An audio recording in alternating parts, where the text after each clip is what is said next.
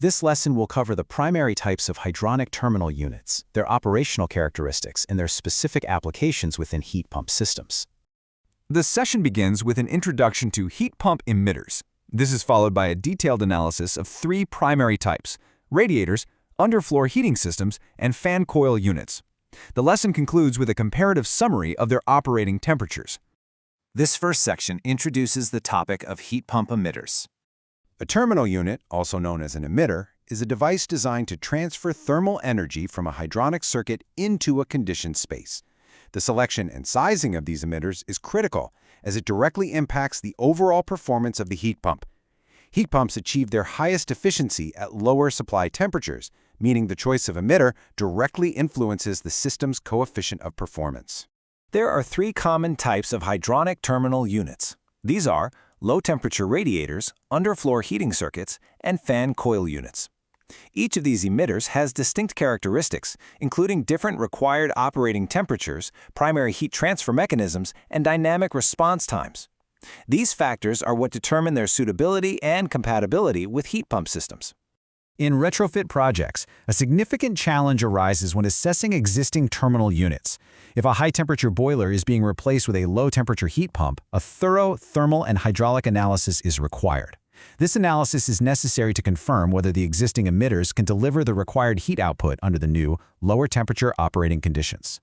The second section will focus on radiators, specifically their sizing and application in retrofit scenarios. Radiators transfer heat using two distinct mechanisms that operate simultaneously.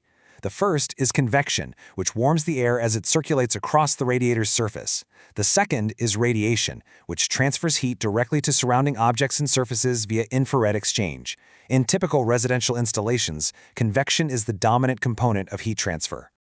To calculate a radiator's heat emission at various operating temperatures, the characteristic equation is used. This formula establishes a relationship between the heat output, represented as Q, and the temperature difference between the radiator and the room, which is delta T. The relationship is defined by a characteristic exponent, N, which typically has a value between 1.25 and 1.35. This equation allows engineers to accurately calculate heat output, provided a nominal reference point is known. The process of sizing a radiator using manufacturer data follows three steps. Step 1 is to select a specific radiator model. Step 2 is to consult the manufacturer's performance table to find the heat emission per element at the design operating temperature difference. The final step is to calculate the required number of elements by dividing the total heat demand of the space by the heat emission of a single element. This retrofit scenario demonstrates the challenge clearly. Consider an original system with a boiler where a 40 degrees Celsius temperature difference between the radiator and the room yields a heat output of 800 watts. Now, if this boiler is replaced with a heat pump system, the operating temperature difference might drop to 25 degrees Celsius. As a result, the heat emission from that same radiator would fall significantly, down to just 434 watts. This change in operating conditions causes a heat output reduction of 54.3% for the existing radiator. Such a significant drop in performance must be properly addressed to ensure the newly installed system can adequately meet the building's heating demand, particularly on the coldest days. There are several strategies to compensate for this drop in radiator performance. First, it is important to verify if the original installation was oversized, which is often the case. Second, the building's overall heat demand can be lowered by improving the thermal envelope, such as adding insulation or replacing windows. A third option is to replace or supplement the existing radiators with newer, larger, or fan-assisted models. Finally, the heat pump itself can be operated at a higher supply temperature during peak demand days, although this will result in a lower coefficient of performance. The third section of this lesson examines underfloor heating systems. Underfloor heating, or UFH, is a form of radiant panel system. It functions by circulating low-temperature water through pipes embedded within the floor structure. This design utilizes a very large surface area for heat transfer, which makes it an ideal pairing for heat pumps, as they operate most efficiently at precisely these low water temperatures.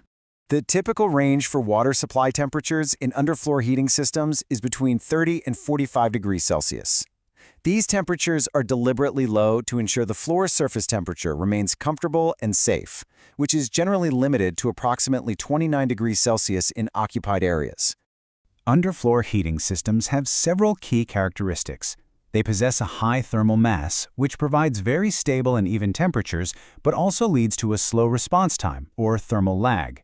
Their main advantage is the ability to operate with low water temperatures, which ensures excellent compatibility with high-efficiency heat pumps.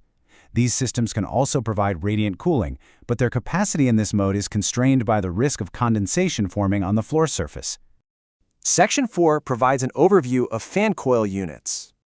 A fan coil unit is a type of convective terminal unit. It is comprised of two main components, a heat exchanger, known as the coil, and a fan.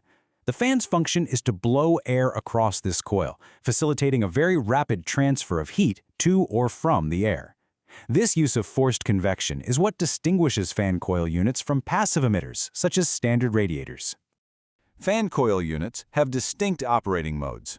In heating mode, the fan enhances heat transfer, which allows the unit to operate effectively even with low water temperatures, typically in the range of 45 to 50 degrees Celsius. In cooling mode, the unit performs two functions: sensible cooling, which lowers the air temperature, and latent dehumidification, which removes moisture. Effective dehumidification requires much colder water, approximately 7 to 12 degrees Celsius, to cool the air below its dew point. Any resulting moisture is then collected and removed through a condensate drain. The final section compares the operating temperatures of these different systems. This table presents a summary of typical supply and return temperatures, comparing traditional boiler systems with modern systems adapted for heat pumps. Across all applications shown, from domestic hot water production to radiators, fan coils, and radiant floors, a clear pattern emerges. The heat pump-adapted systems consistently operate with lower supply temperatures and narrower temperature differentials. This fundamental shift to lower operating temperatures is the key to maximizing the efficiency of a heat pump. In summary, this lesson has covered the three primary types of hydronic terminal units used with heat pumps: radiators, underfloor heating, and fan coil units. It has detailed their individual performance characteristics and outlined key considerations for their application in both new build and retrofit projects. The main takeaway is that correct emitter selection and precise sizing are absolutely critical for achieving optimal efficiency and performance in any hydronic heat pump system.